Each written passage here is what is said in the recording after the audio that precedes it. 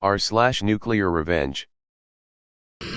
My ex-fiancé refused to respect my boundaries, so I married his best friend. TL/DR, ex-fiancé forgot he cheated on me and freeloads, so I marry his best friend. Back in 2019, I had just moved my long-term partner into my house due to a series of poor life choices on his end. It had been a rocky relationship for most of its duration, but I was young and dumb. I believed this was him wanting to commit and truly start our lives. By early 2020, we were engaged. I was a full-time university student, sole caretaker for my mentally disabled mother, and taking care of the house and our pets. He worked a standard 40-hour-a-week, minimum wage job and refused to help with any aspect of life.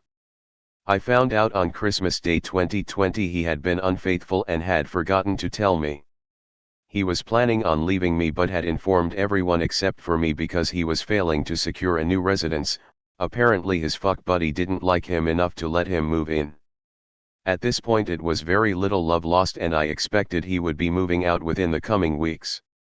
Fast forward 3 entire months and his search for a living place was non-existent and he was acting more and more entitled.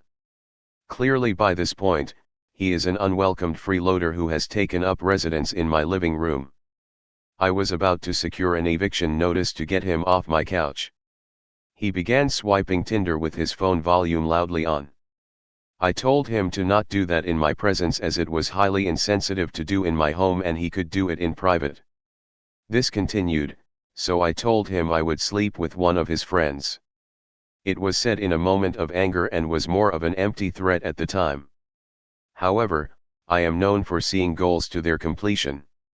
I messaged the guy who was supposedly my ex's best friend and the best man for the wedding.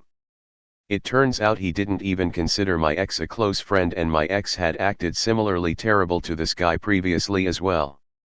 We bonded over our terrible experience, hit it off really well in general, and started dating. I was upfront about what the catalyst for me to reach out to him was. After 2 years of dating we were married April 2nd. He watched me graduate with that bachelor's degree my ex disliked. I'm halfway through my master's, and my husband works in a specialized steady field that supports us. Last I heard my ex got kicked out of his dad's house, never was able to officially date his side chick, and has not made any choices to better his life. All Army service records lost. Using phone, so apologies for formatting errors. TL/DR, company commander was a super dick to my dad, so dad got back before leaving the service. This happened a few years back. My dad found out he's super allergic to some kinda shrub in Central Texas, Fort Hood, after he was transferred there. As a result, he was restricted to office work and prohibited by Army doctors from outdoor duties. His West Point grad commanding officer was a hyper warrior kinda dude who detested soldiers who didn't want to train 24/7. Unfortunately, he thought my dad was milking his allergies in order to avoid being a real soldier. My dad was also married and my mom was pregnant with my older sister, a situation that infuriated the captain because #reasons. The co never, ever passed an opportunity to humiliate my dad by questioning his manhood, doubting his commitment to protecting the Constitution, disparaging his duties, etc. The co would call him out in front of the company or debase him in front of higher HQ staff. He'd call the house at 6 a.m. on Sunday and order dad in for bullshit reasons, anything to piss him off. In short, he made his life a living hell. For what it's worth, the first sergeant loved my dad's work performance and said so privately. When my dad got orders to leave active duty, which enraged the co, he found out that the co received orders for an assignment that was a notch needed to guarantee promotions as well as other plum jobs. Dad decided to fuck with his official records before leaving.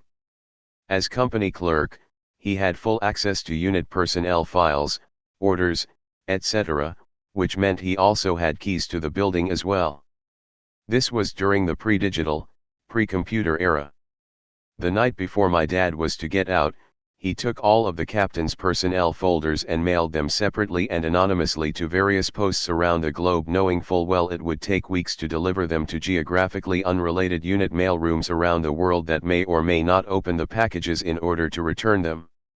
It just so happened that the unit was in the field for a 2-week exercise on the day my dad left, which meant a skeleton crew would man the phones and mow lawns until they returned from the field. No one was the wiser for weeks. One of my dad's old poker-playing sergeant buds wrote a few months later telling him that the captain went ballistic, that the missing files seriously damaged the fuckface of a captain's career prospects since some of the files were lost in the system. Therefore, the coveted assignment orders were cancelled and the entire personnel record had to be reconstructed manually by the Department of the Army.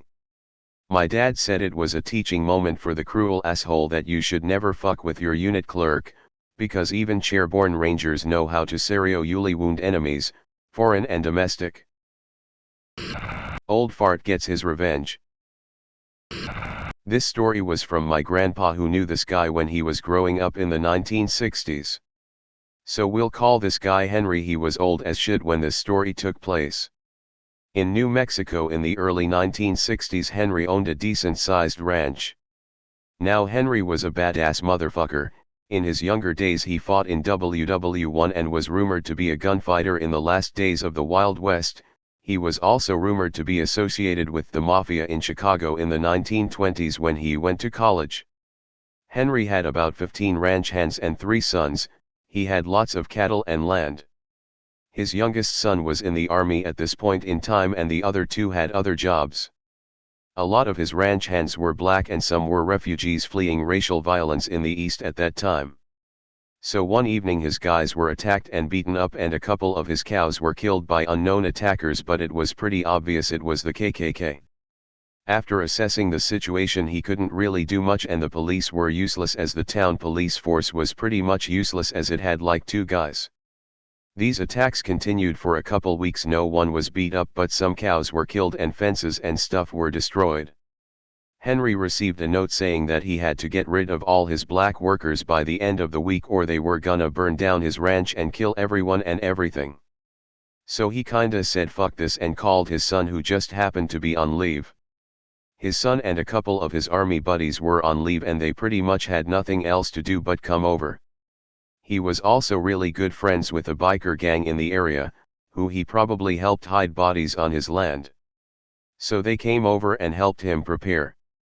No, he didn't want the police involved as he was an old fuck and did things the old-fashioned way. So he sent a couple ranch hands over to town to get drunk and distract to police and he would bail them out in the morning. Basically it was 2 underpaid cops trying to contain the drunken madness in a bar in a small town in the middle of the NM desert. So one night the clan pulled up ready to trash the place. The remaining ranch hands were having a bonfire and seemed completely oblivious to their impending doom. They were strapped though. Henry had his son and his buddies and the bikers hidden in the barns and sheds ready to attack. When the KKK showed up they had gasoline cans and some weapons. There were about 10 of them. Basically it plays out that the cowboys all acted drunk until the bikers/soldiers showed up and surrounded the KKK and then they pulled their guns out. Now I never heard if anyone was killed or if he just gave them a good scare, but there hasn't been a single racial incident or animal murdered in that town since then. Also Henry died a couple years later from cancer, probably cause he smoked and dipped for like 60 years because it was healthy back then. Anyway, Grandpa was cool and knew a lot of badasses like Henry.